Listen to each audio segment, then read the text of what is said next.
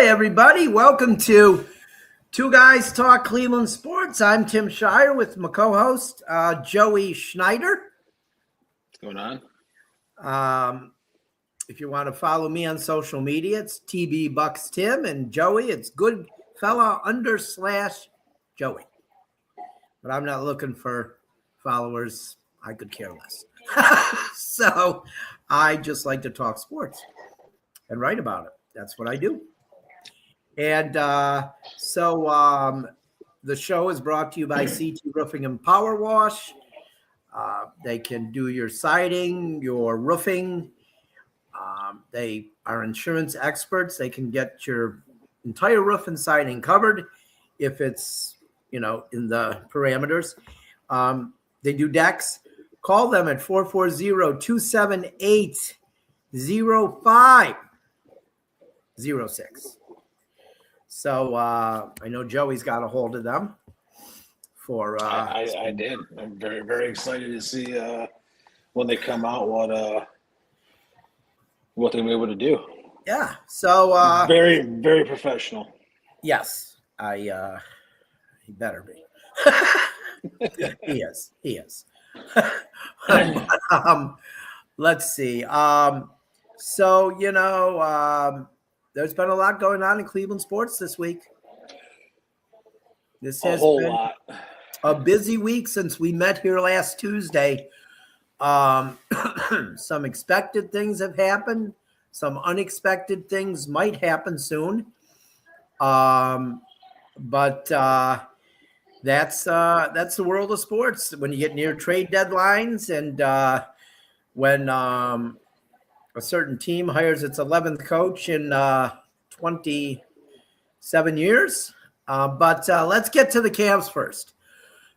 I said last week on the show that I felt DeAndre Hunter would be dealt at the deadline. His interview after practice where he said he was happy here. Why would I want to be traded? Let's be honest. Players say whatever sounds good that day. I mean, I knew Hunter was on his way out.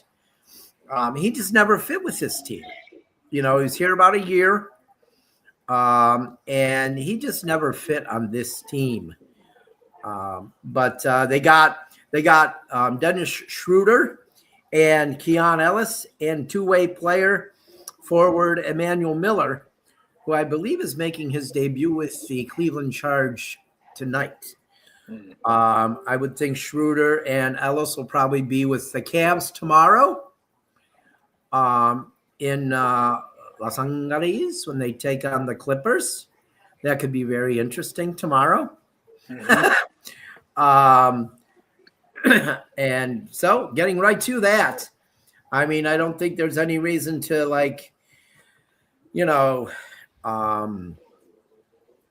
not talk about it. And we'll just get right to it. The trade rumor that came about around, I would say around 11 o'clock last night, and got legs very quickly. And from what I understand, from hearing some things from people I respect, I think Darius Garland is going to be traded for James Harden before the deadline on Thursday. It could happen. Who knows? It could happen tonight. It could happen early tomorrow. Cavs do play the Clippers tomorrow night, so you never know. Might be trying to work it right now. I don't think it's going to be a straight trade. I think the Cavs, from what I understand, the Cavs might also get a number 1 pick in 2030. If that's, how it's going to happen.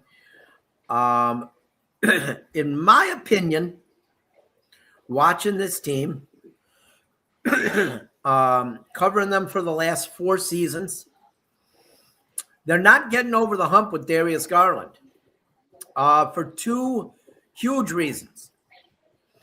Darius Garland is not. We're always complaining about Mobley and Allen being physical. And I want to talk about Jared Allen and what he did the other night, too. But before we finish, we're always talking about Jared Allen and Evan Mobley not being physical enough. The Clevelanders love the word soft. It's such bull crap. I hate it. But how about Darius Garland? Maybe he's soft. You know what I mean? I don't want to kick the guy on the way out the door, but we don't have a problem kicking Jared Allen. And here it is. Darius Garland has been traded to the Los Angeles Clippers for James Harden and a second-round pick. The Cavs gave up a second-round pick, it looks like. The Cavs gave up a second-round pick? Yes. Yes. So there we go. I told you it was going to happen. Even ends. Told you it was going to happen during the show. James Harden is a Cavalier. And I'm going to give you the reasons why it's a good trade. I was just saying, Garland in my mind is soft. He doesn't get in the middle. He doesn't score he just doesn't. He can't handle any physical contact. Okay. He gets hurt all the time. I want to say this too. I don't dislike Darius Garland. By all accounts, Darius Garland is a great person. He is a great person. Seems like probably a nicer person than James Harden. I'll be honest. But he can't stay healthy. Well, I'm gonna make one other point about Darius Garland. He can't stay healthy. And what kills the Cavs in the postseason? Being healthy. They can't stay healthy. Yeah. So enough with this. Well, next year. No, they're going for it now. Yes, James Harden has never won anything. But the point I saw earlier today from another former NBA player, was James Harden's never had Donovan Mitchell. James Harden's always been the guy who has to score. So now he's got another guy that can score with him. When I watch James Harden play, it drives me crazy when he's on the other team because he's always scoring. When you think you maybe are going to get ready to blow him out or you're up by 10, then you're only up by 2 because James Harden scored 8 straight points. James Harden is a foul shot machine. You don't have to even touch James Harden and he goes to the foul line. Let's find out if that will happen when he's in Cleveland. But I just think it's a toughness dynamic. I know people want to say he doesn't play defense like Darius Garland. Well, Darius Garland didn't play much defense. A lot of people want to say James Harden doesn't play much defense. But you know what? I think James Harden will play enough defense, and his offense will make up for it. Also, James Harden doesn't turn the ball over. Darius Garland's had a problem turning the ball over in his career. Well, I agree with you on pretty much every point with Darius Garland. Seems to get injured every single year, and his toughness. I think that there's a fair point to be made at certain times with Mobley and with Allen. And you're right. I do hate the term soft because I don't want to say soft, but they're like we talked about last week. I think the right term is maybe aggressive because you can see what Allen can do. I don't know if you watch Sunday night. That's what I'm saying. If you see that happen and you go, and you saw how aggressive he was, and you're like, I know you're not going to do. He's not going to pull down. He's not going to have 40 and 17 every single week or every single game. We all get that, but I think that when he's more aggressive, he's just way more dominant, and as it should be. Jared Allen was an all-star, could be an all-star again. Also, I like them bringing in Schroeder. and Keon Ellis. I think Ellis has a very high ceiling. Schroeder Aggressive players. Yeah, the both are very aggressive. You know, players. and the thing about Allen is not aggressive. Sometimes you say, "Well, I think it's not that's up to the guards to get them the ball." Well, and I think that's why you're seeing the emergence of Tyson is because he brings energy, he brings toughness, he's aggressive. And on top of that, he's what, third in the NBA in 3-point percentage. He's someone that unfortunately a lot of people are going to want in trades, but I think that he should be someone that's untouchable, if I'm being honest. No, he won't be. He's one of those guys I think that they're going to keep. Yeah, I also think people need to respect Daquan Tomlin. Oh, I agree with that too. Thomas Bryant. I think he's a great backup center. Yeah, Thomas Bryant. I think so too. I think the depth. I think the depth is there this year, and also the other. Well, they're not getting bullied this year in the playoffs. No, that's not going to. They will not get bullied with Daquan Tomlin, Thomas Bryant. Schroeder will punch somebody in the knee because he's shorter than most people. I don't think Tyson. Tyson too. He's not. Did you see what Thomas Bryant, Daquan Tomlin when he got into it with Dylan Brooks? Oh yeah. Dylan Brooks didn't like it very much. He also didn't get into it with Jeremy Grant too. Yes. Yeah, and he just stood there. He stood there. He didn't care what those guys thought. No, but getting back Daquan Tomlin's not supposed to be in the NBA, and he is. Well, he's also he's a solid player too. Yeah. But getting back to I'm getting texts like crazy. Getting back to the trades. Also, I think they saved $50 million on the Hunter trade as well over the next 2 years. So that was part of it as well. But with Garland now being traded,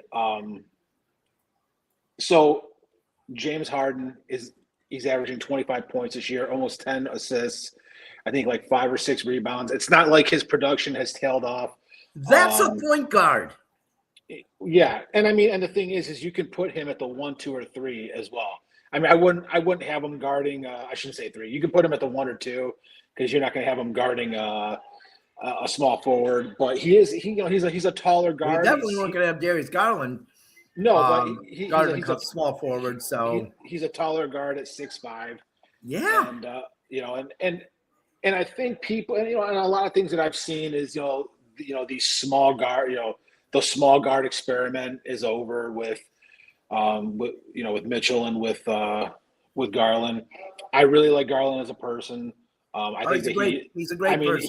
He did everything to be a member of Cleveland and in the community. So thank you to Darius Garland for being a Cav, and we wish you the best of luck in LA. But we now have James Harden.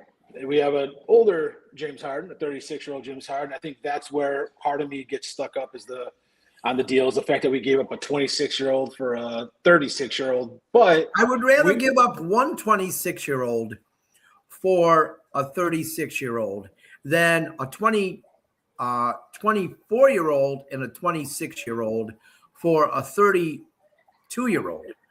I would have much rather made this trade than that outrageous and disgusting. I can't say Evan Mobley and Garland for Giannis. That's ridiculous. Evan Mobley and Garland what if it was Garland and Allen? No, because something to me, and I think this trade does benefit. I think you're right. I think this trade's going to benefit the Cavs this season. I think that, like you said, you're going to have Harden's going to score, Mitchell's going to score. They both, they can get the ball to down the Mobley when he comes back. They're all in down the win to this Allen. year. But the question is was this move part of another move that's still to come? We still have what? No, that's another Cleveland obsession, which is just, I'm sick of. Maybe we could trade down. Now, maybe we could trade down. But there's nothing that's saying that this isn't the last move they're making. Well, no, I don't know. I'm sorry. I was- mean, I don't see. There might be a vision that we're just not seeing, and this might not be the end of it. And you might not want Mobley to go, but Mobley's not going anywhere. Can we stop about Mobley? He's not going anywhere. The Browns trading Myles Garrett tomorrow? No. The Cavs aren't trading Evan Mobley. If you would have asked me 2 days ago, is Darius Garland getting traded? I would have said absolutely not. Darius Garland has been in trade rumors for 3 years. Evan Mobley is going nowhere. He's going nowhere. But I'll tell you who could be going somewhere, because we're getting to the end of the Cavs segment. Lonzo. I can't see Alonzo Ball being here after 3 o'clock on Thursday. And more I'm thinking we're not going to see Max Strus here after 3 o'clock Thursday. And don't be surprised if they were to package both of them together and get somebody else and another expiring contract to start getting under that apron, because we're going to be sitting here in the off season at some point talking about LeBron James being back on the Cavs. So, and the only thing I see here possibly that it even happened this year is if they got rid of some more money, get under the apron, and the Lakers buy LeBron out, and he ends up, getting bought out and then signing with the Cavs. I see more likely after the season ends, he's back next year for one more farewell tour, and I wouldn't be stunned if Bronny comes with him. But I think that Ball and Strus, they're done. I think they're going to get traded, especially because of Jalen Tyson. Man, this guy is really something. Right, but you need to find the team that's going to be willing to take him. Well, there's always that team out there. Remember, when Strus is healthy, he's turned games around, and I think he'd be a good fit on a lot of teams. But they have to wait until he gets healthy. Lonzo, is that an expiring contract, or does he have another year? Oh no, it's expiring. So that's valuable to a lot of teams too. So yeah. I'll tell you what makes me happy too about this trade. You know what makes me happy about this trade? What? I don't ever have to hear the term Core 4 again. Because screw that term. I don't want to be reminded of the 90s Yankees. And that's what that damn term reminds me of. Done. Gone. It's over. Okay? Let's not use that term ever again. Screw that. That's like when I hear people refer to say like the Cavs or the Guardians. Cardiac Guardians. Cardiac Kids. No! The Cardiac Kids are the Cleveland Browns, and that's it. Okay? Stop you recycling these terms. So, we're almost done here, but before we finish this Cavs segment, I have to mention Jared Allen's game the other night. 40 points, 17 rebounds, 5 assists, 2 steals, and 4 block shots. Mm-hmm. Oh, my God. It's a career night. NBA history to do that. Career night. Yeah. That's Mr. Softy.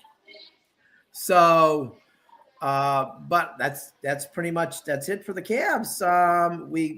This is big news. They traded Darius Garland to the Clippers for James Harden, and there's going to be.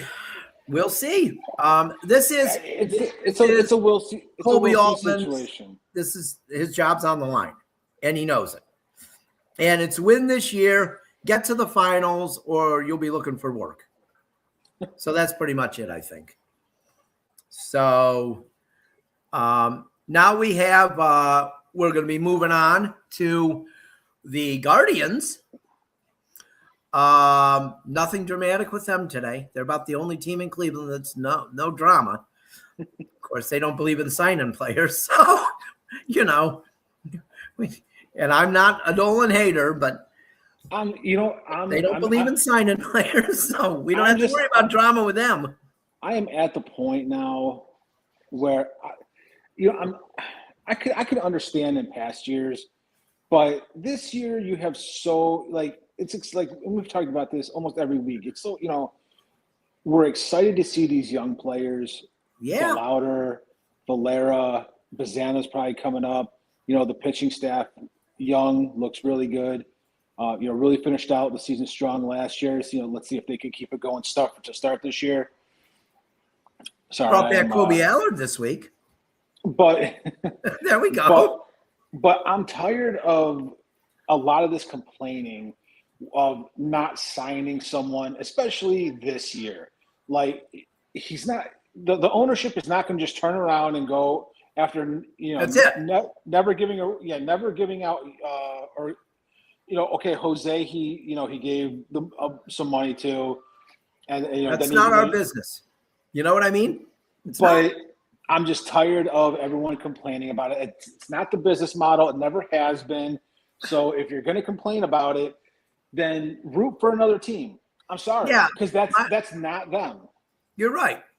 My thought is, and I thought of this the other day. I can't believe it took me all this time to think about it. Well, I'm not surprised. But this has been the Dolan's way of doing business for 24 seasons. Yeah. Why are they're not changing now? And it's worked for them. So they're not changing now. You know what I mean? It's worked for them. I'm gonna read off some numbers. 2007. Oh no, 2001. 2007. 2013. 2016. 17. 18. 20. 22. 24. 25. Oh, geez. That's 10. 10 playoff appearances in the Dolan's ownership time. Have they not won a World Series? No, they haven't. But once you get to the postseason, it is on the players. We came about as close as you could come. Yes. Yes. Don't tell me if they had spent $10 million more in 2016, they were guaranteed to win that World Series. No, they weren't. The best team doesn't always win it either. That is true. The 95 Indians were definitely better than the Atlanta Braves. Hitting wise, yes. Pitching wise, well, it shows pitching always beats hitting. Good pitching always beats. Yeah, that was three Hall of Famers on that team. But I don't ever hear anyone blaming the Jacobs. I don't ever hear anyone blaming the Jacobs because they were the owners that gave us the first winner in a long time, so they're given a pass. I don't think it's just given a pass. I think it's that this is part of the problem is you look at that team and how it was constructed. How was it constructed? The same exact way they're doing it now. Yes. That's the point. The point is that people forget, okay, Manny Ramirez, he left and he got, because he wanted to get paid. Jim Thome. Who was the owner then? He wanted to get paid. Jacobs. Who was the owner when Manny left? Oh, I believe it was Jacobs. Yeah. Yeah. Thome, Albert Bell. I mean, we traded Kenny Lofton, but all these great players. But then brought him back. They brought him back, and they did. But all the big hitters, most of them were, traded for and then came up through the system, and it's just because that we don't have those 50 home run a year guys, outside of Jose, who hasn't had a 40 home run year but it was close to it. Last year, but you have this nostalgia because those guys either are Hall of Famers or were Hall of Famers, that they must have had a huge payroll. No, they probably had a way less payroll than they have now. Mm-hmm. Jacobs didn't pay anybody, and when that was done, he was done, and he sold the team. Yeah, I mean that was. Well, you know why he sold the team when he sold the team? Because he 100% knew the revenue was drying up. He knew it. He saw it coming, and that was it. He sold the team. Jacobs was a smart businessman. Jacobs didn't spend his own money to get this team where it was. Jacobs spent revenue that he got to rebuild the farm system first, and then they became a powerhouse because they built from the farm exactly like the Dolans have done. Right. But because those players, most of those players are Hall of Famers or fringe Hall of Famers, then you get people think, oh, well, how they did it back then. No, they did it the exact same way. They just happened to hit on almost every player. I think we have a fringe Hall of Famer right now. Wait, no, I think he is a Hall of Famer. Jose Ramirez. He's 100% Hall of Famer. And look, he may not get in because his career wasn't long enough, but Corey Kluber's another one that's going to get some Hall of Fame consideration. Oh, Cliff Lee's going to get some Hall of Fame consideration. Those guys were developed by this organization. I mean, they were both drafted by other teams. We're missing someone too. There's another site I'm wondering, isn't there? Shane Bieber. Bieber too. But yeah, I don't think Bieber had the career that Kluber. Well, he hasn't yet, but I hope he does. Yeah, it's not over yet. I was very hard on Shane Bieber. And then the last year or so, I became a real fan because how he just talked about how he fell in love with baseball again, and then he needed Tommy John. There's nobody's going to get to me more than when they say they fell in love with baseball. Because that's, to me, there's nothing better. But I think that the Dolans have done a great job, and the bitching about salary, let's stop. Let's watch some guys develop for once. People, I don't know if we've talked about this yet, but the only thing that I think should be talked about if you're going to bitch about the Guardians is that damn platooning. I don't know if we've talked about that yet, Tim. We haven't mentioned the platooning on here. This is our 6th show. I don't believe we mentioned the platooning. I know you don't like it, and I don't like it. Yeah, I think it's something we need to talk about. We can't keep ignoring it, Joey. Just saying, you got these young guys coming in. Let's not platoon them. Let them get every day at bats. Play every day. Play every day. Nolan Jones should play 70 games this year, and come in late. Nolan Jones. He should just be a guy that comes, plays sometimes. Yeah. I mean, look, Chase Delauder, 145, 150. George Valera, if he could stay healthy, 145, 150. Yeah. You know what I mean? Kyle Manzardo, CJ Kafis, 140, 150. Yeah. That's got to be it. And if you bring Bazena up, same thing. When he gets up, keep him. Don't platoon him in and out. See what he does. I'm just really glad that we finally talked about this platooning thing. Me too. I don't know if we're ever going to talk about it again. How did we ignore this? It's amazing. I don't understand it. Look back on our Lake County Sentinel podcasts on YouTube, and you'll see our first 5 shows. We never talked about this at all. Not once. No, we didn't. You'll have to look. Go back and look and see, and you'll see that we never did. This might be the only show we talk about it too. So it might be. We're probably never going to talk about this again. I don't know. I just can't. Yeah, I mean, but the Jose, he stated at his press conference, and I believe that was Saturday, right? I believe so. Oh no, that was Thursday when the equipment truck left. Yeah, Okay. the equipment truck left, and then Jose, they had his press conference. He stated that he's 50% Clevelander and 50% Dominican. Yeah, I did see that. I love that too. I do too. I love that comment. This guy is just, he makes grown men cry because he loves Cleveland so much.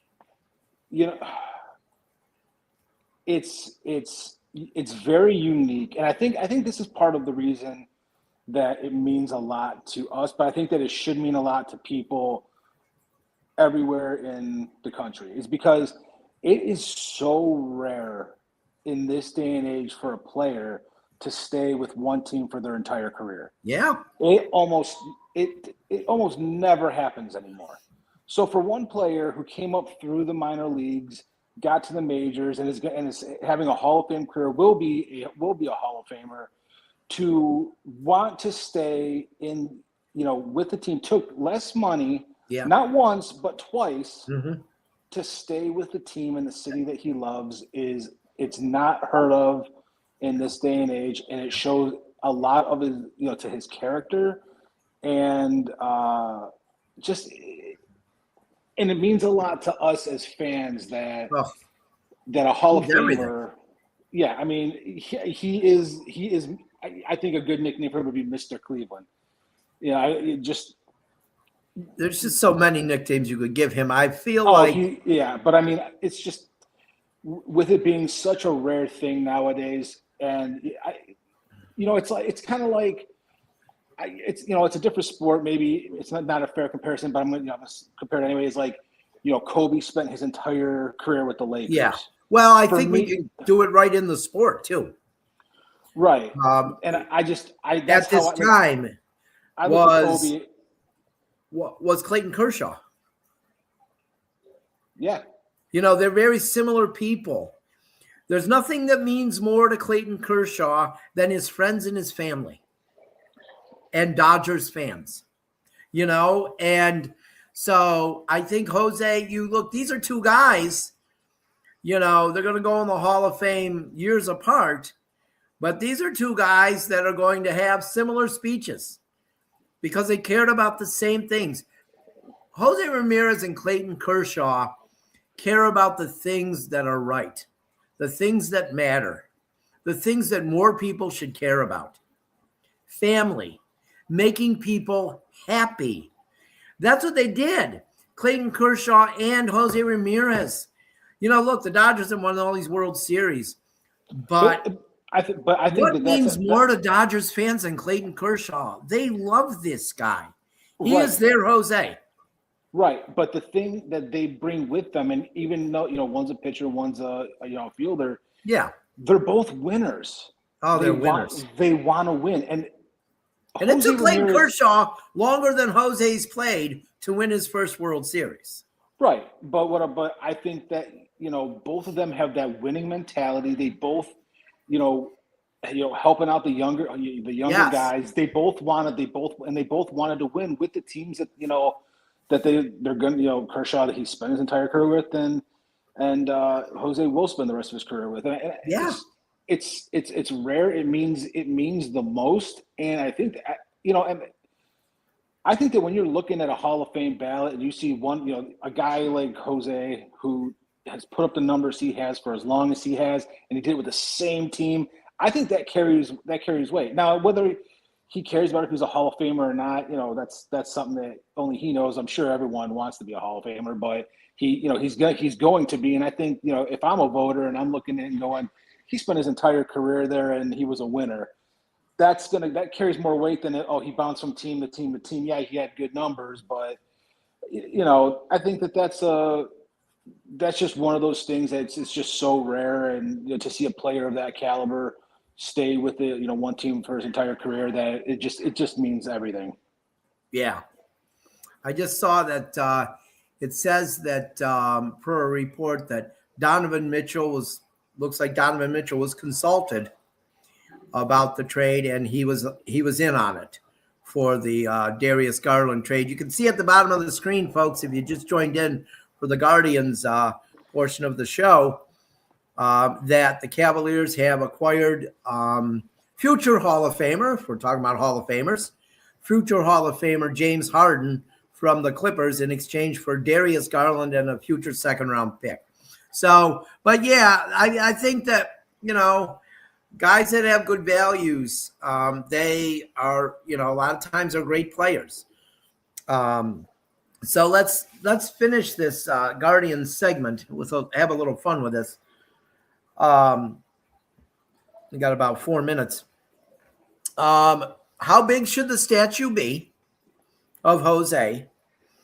I don't know if you've ever been to PNC Park in Pittsburgh, but the Willie Stargell statue, I know he wasn't this tall. It's got to be like 15 feet tall. And it's huge. And I got to tell you, Tommy and I went there on Father's Day. Willie Stargell died one day before they unveiled his statue. Oh, my God. He was in Pittsburgh for the unveiling, and he passed away in his hotel. But Tommy and I went there probably 4 or 5 years ago on Father's Day. The Indians they were playing the Pirates. And I said to Tommy when we parked, I said, my first favorite team besides the Indians was the 1979 Pirates, the We Are Family Pirates. And I said, I want to see Willie Stargell's statue. Well, we're here. And I'm not ashamed to admit it. When we got over by the statue, I broke down because I loved Willie Stargell. And that's what I thought of today when I was putting this question in here, that how big will the statue be? And I think it should be twice the life size for Jose, because he is a larger than life figure in Cleveland. He is a superhero, and I think that's just what I think. What do you think about the size of the statue, Joey? How tall is Jim Thome's statue? I don't know. I'm not sure. I think it might be life size. Okay, so it should be 3 times the size of that, and they should put it at third base. Well, that'd be kind of tough. They could put it on that side outside the stadium. Put it outside the stadium on the third base line. I think my thought of where they could put it, and then he could be joined at some point. Well, actually, he would probably join him. So I feel like LeBron's statue is going to go in Gateway Plaza. Okay, yeah, I know. And that's where Jose should be. Yeah. They should be right next to each other, maybe face to face. You know what I mean? Because they're the two guys, right? In our lifetime, they are the two guys. And if they would have won that World Series, those championships would have been back to back.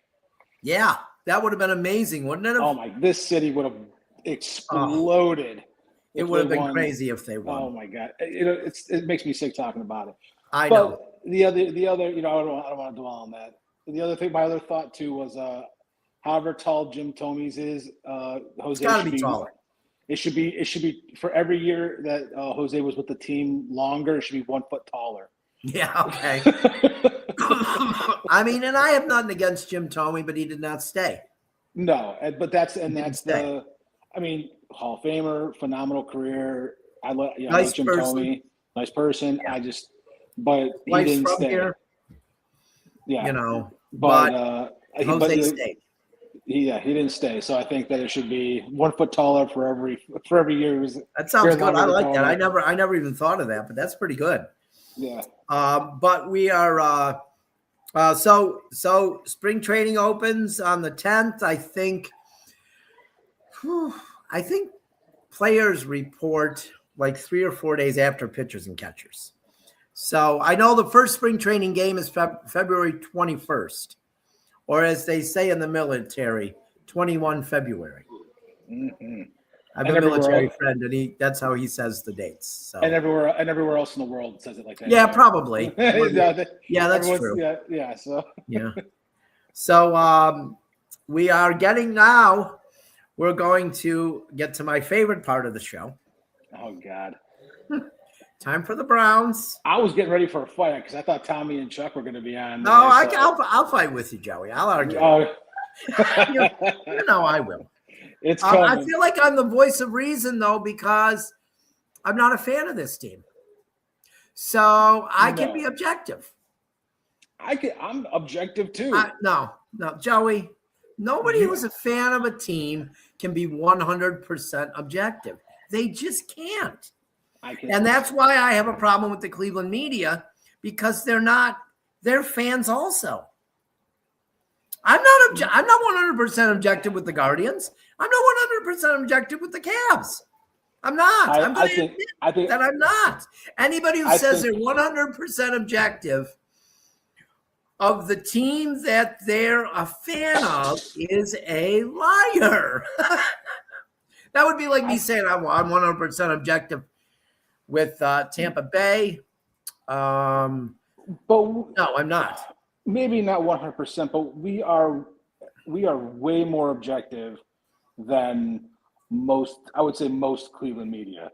Oh, you are too. Yeah, I think I'm probably one of the most objective people. And even does a podcast in Cleveland, or on the radio, or TV, or anything. And even with the Browns, I am probably more objective than almost anyone that even I know. My son is Tommy's pretty objective too. So before we get to the Todd Monken press conference, because we're all Todd won the press conference. Well, every coach since they came back won the press conference. I don't think every coach has won the press conference. Who didn't? I think Monken made a very big mistake. Okay, but I want to get to this first, and we'll talk about the presser. Okay. So some of the things came out over the weekend. The coaches he was going to hire. I'm going to throw some water on this. As Mary Kay Cabot tried to make it like this is some sort of super staff that Jim Schwartz couldn't put together. Okay, here's your offensive line coach, folks. The offensive line was a disaster. Hasn't been good since Bill Callahan left. All right, so it came out over the weekend that they hired George Warhop. Okay. I'll admit it, don't remember George Warhop when he spent 5 years in Tampa. That's usually not a good thing. He's been an offensive line coach for 29 seasons in the NFL. 29 with 9 different teams. So I did some research on him and offensive line rankings. And he's been his first year in the NFL was 1996. In those 29 seasons, his offensive line has been ranked in the top half of offensive line rankings 4 times. 4 times in 29 years in the top 16. 4. Okay. That's a pattern, people. That's a pattern. You can't tell me, oh, well, maybe I had crappy. No, that's a pattern. All right. 4 times in the top 10. 1 time. 2 years ago in Baltimore. They were 3rd in the league. And then they fell to 11th this year. His teams have finished in the bottom 10. His offensive lines have finished in the bottom 10 in his 29 years. They have finished in the bottom 10 18 times. This is a perfect example of the old boy network. I'm going to bring in my friends as coaches. It came out like 2 days after Todd Monken got the job that this guy was hired. He bragged today at the press conference that he's going to, we might interview 10 candidates for that job. Did he really interview 10 candidates in 3 days for the offensive line job? No, he's my friend. I'm comfortable with him. I worked with him in Baltimore. So even though our line got worse in the 2 years he was there, we're bringing him in. So he also worked with him in Tampa Bay too. And I don't have it right with me, but I'm pretty sure I had it up earlier. I think the 2 years that Monken was in Tampa, their offense was near the bottom, and the offensive line was 27th and 29th, I think. And Tampa Bay's had good offensive lines. So I don't know about this guy. I mean, he brings a guy like that in, and we're convinced that he's going to bring in good guys. Or Mary Kay Cabot, wants to tell us that he was the perfect coach for this offense. I have a question here from Cole on TikTok, Joey. He says, are we sure he will utilize our offense well and spread our offense around? We don't know. Although I do like what he said today, that he has evolved through the years. And let's hope he's evolved, because his offense when he was in Tampa was terrible. And he had Mike Evans. Right. But how long ago was he in Tampa? Well, Mike Evans was there 2015 through 18 when Dirk Cutter was the coach. And it was terrible. It was a terrible offense. You could ask Tommy. We'll have Tommy on at some point. Tommy can tell you how I'd sit and bitch and complain about their offense. Right, but I'm going to be the opposite side of the coin now. In 2019, he was here in Cleveland. Mm-hmm. Baker Mayfield had almost 4,000 yards passing. Both OBJ and Jarvis Landry had 1,000 yards receiving. The defense was terrible. Nick Chubb had 1,500 yards rushing. That he put together a balanced offense. They had weapons. They don't have any weapons now. They did, but he was the one who seemed to maximize every player on the field. We don't know if he did. Well, and Freddie Kitchens was calling the plays. Well, he then went to Georgia, where he helped them win 2 national championships. Yeah. Well, Kirby Smart won without him too. I'm just playing devil's advocate here. That's not devil's advocate. You're discrediting everything that he does. No, I'm not discrediting it. I'm telling facts. And that's what the part about evolving is. He wasn't very good in Tampa. He came to Cleveland, had a really good season. Went to Georgia, 2 national championships as an offensive coordinator. Went to Baltimore, where they had outside of this year, where pretty much every single one of their players was hurt. Lamar Jackson, Mark Andrews, a lot of offensive linemen. I mean, they were hurt the entire year and still came down to the last game of the year to win the playoffs. I'm gonna counter you on this. I watched the Monday night game where they were passing almost the whole game, and Troy Aikman was about ready to jump out of the broadcasting booth because he's like, why aren't they running the ball with Derrick Henry? Right. But are you going to then play devil's advocate and say, well, John Harbaugh was Todd Monken was calling the plays. Todd Monken was calling the plays. Okay. Well, John Harbaugh as the head coach can override him, right? Well, he obviously didn't. But so when things went well in Baltimore, it was because of Todd Monken. When they didn't go well, it was because John Harbaugh. No, I'm saying John Harbaugh won a Super Bowl before Todd Monken got there. That is very true. He did. But what I'm saying is I remember watching that game too, going, why are they not running the ball? They have Derrick Henry. Yeah. But I will also say Derrick Henry had his worst season of his career. A lot of people thought he was washed up, and then they brought in Todd Monken, and he had 2 of his best seasons, or 2 of his 3 best seasons ever in the last 2 years, and he's doing it at 30. And so that was because of Todd Monken? No, but if you want, our new offensive coordinator was the run game coordinator for the Ravens. Okay. Well, why didn't they run the ball on Monday night? That game they lost then. You're picking out one game. Well, Browns fans do that. Browns fans and reporters do that all the time. What I'm saying is, I agree with you on the offensive line coach. I'm not high on that at all. Especially, and I saw the same thing that his offensive lines have not been good. I do like the offensive coordinator Switzer.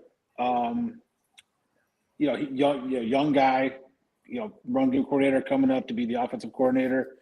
I like that a lot. I watched the press conference. You could see the passion with Monken. I think that, I don't think, like you said, there was a lot of passion with Freddie Kitchens too.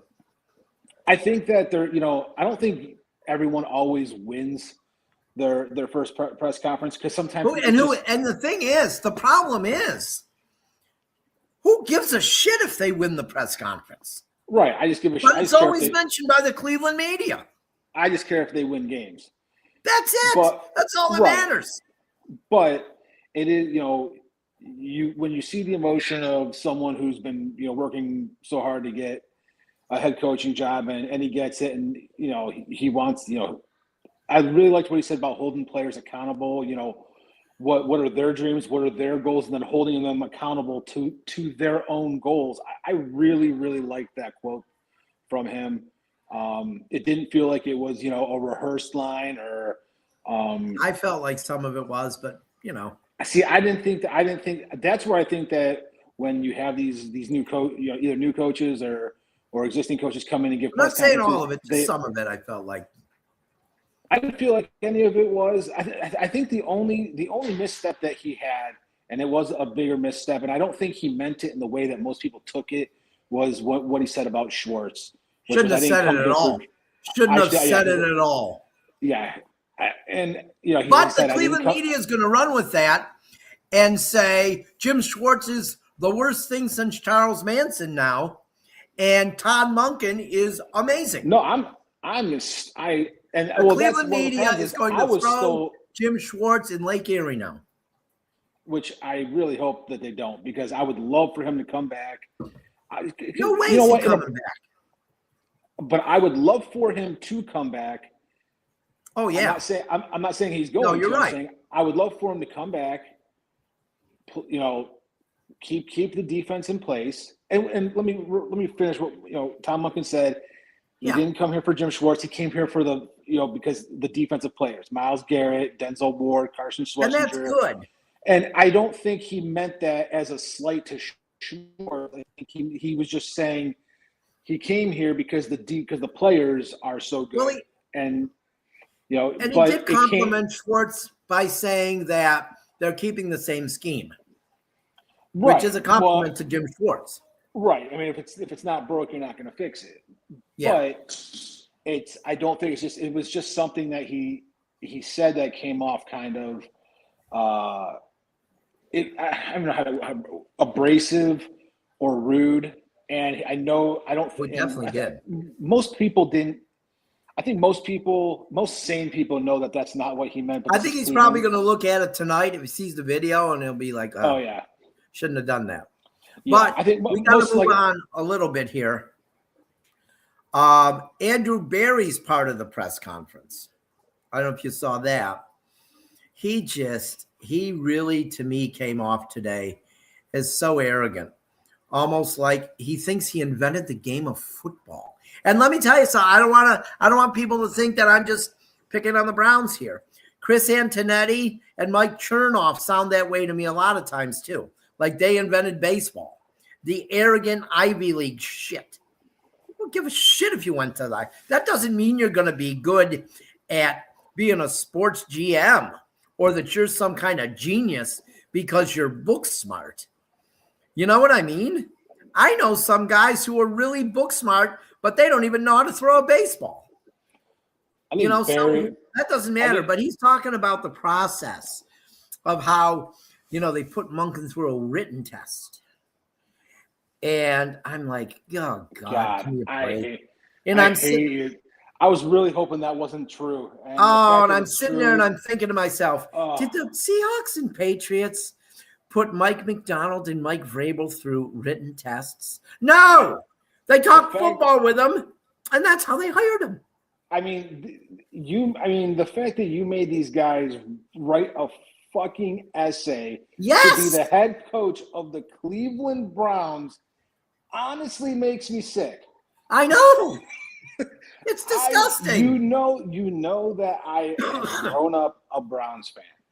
I grew up a Browns fan too, as well as a Buccaneers fan. But what the fact is, this is one of the least desirable jobs outside of their defense, because whoever comes in has to. It's one of the least desirable jobs in professional sports. Right. And you are making people write a written essay. Oh my God. Mean, it almost makes me like it makes me want to cringe. Yeah. And I hate that word, by the way, but it's the only word. Well, you're using it in the right way, at least. Yeah, it's just unlike these millennials and younger who don't know how to use it. It's just awful and terrible, and I was hoping it wasn't true, and the fact that it is true. When he confirmed it today, so I was like, oh, jeez. I'm like, well, that's why everyone kept dropping out because. Yeah. In all honesty, as I love the Browns, but if they said, hey, here's a written essay, tell me why you want to be the Browns coach, I'd be like, you know what, I'm good. Yeah. I'll watch every Sunday. We got a bunch of things here. We got like 5 subjects in this thing in 3 minutes and 30 seconds. So one here, basically, I'm just going to list them. He basically said that they didn't coach Lamar Jackson the way they should have at times. So he said that. We got to coach better, basically. No. So how is this any different than Kevin Stefanski saying that? We have to coach better. It absolutely isn't different. But the Cleveland media and fans hated when Stefanski said it. And I'll admit, I hated when he said it. Every week. Every single week. So it's no different, you know.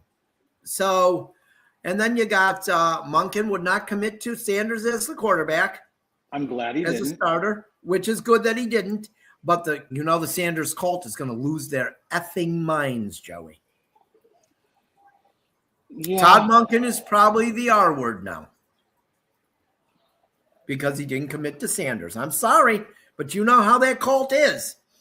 John Sable asked him, and John Sable was worked at a TV station in Tampa when Monken was there, and he asked him what was different than when he was the OC there, and he said, and I saw that offense was predictable in Tampa, very predictable when Monken was there. I hope he changed his philosophy, and he says he has evolved, and I'll give him credit. You know. He probably has evolved since then. You can't help but I don't think you last if you don't evolve. So, but I'm not worried about his offense. I'm not. What I'm worried about is just sometimes a coordinator. Oh my God, it's not like I'm 7. Sometimes a coordinator can't be a head coach. So that's what I'm not convinced of, that he could be a head coach. But he could prove me wrong. But he's gonna get his opportunity. He also made his said a great thing by saying he can't wait till they play the Ravens, Steelers, and Bengals. You know, you almost have to say that at a Browns press conference. I think that's something you have to say. I mean, almost in every conference. You have to. There's a bit. But the press conference was the typical softball questions by the media. And here we go with this stupid thing. We've been on so long that the TikTok was going to shut off. But they threw. Here we go. So you kind of doubt that the trade for the Cavs is good, but you think Todd Monken's a good hire. I don't think that the trade for the Cavs was. I'm not saying it's not good. I'm saying that I don't know if it's going to be good or not for a couple of years. But here's what I want to get at here. We're not sure about the Cavs trade. We're going to kind of doubt it. Okay. but we're good with the Munkin hire. I think that you can't be good with any coach's hire until you see the product on the field. Which owner has a better track record? Well, obviously Gilbert, but I think trading a player for another player and hiring a head coach are very different things. I think that I think the end result is the same. I think you got to see what happens on the court and what happens on the field, and then you can decide what happens. Good or bad. You're right.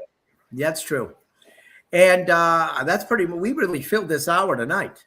Mm-hmm. We will be back next week at 8:00 to hopefully we'll be talking about Cavs wins, and we'll have more coaching news from the Browns, I'm sure, like coordinators. And pitchers and catchers will have reported by then, or they will be reporting that day. So we will talk to you next week, everybody. Have a good week. Stay warm. It's going to warm up. It's going to be about freezing. So I'm going to go work in my garden. Everybody have a good night.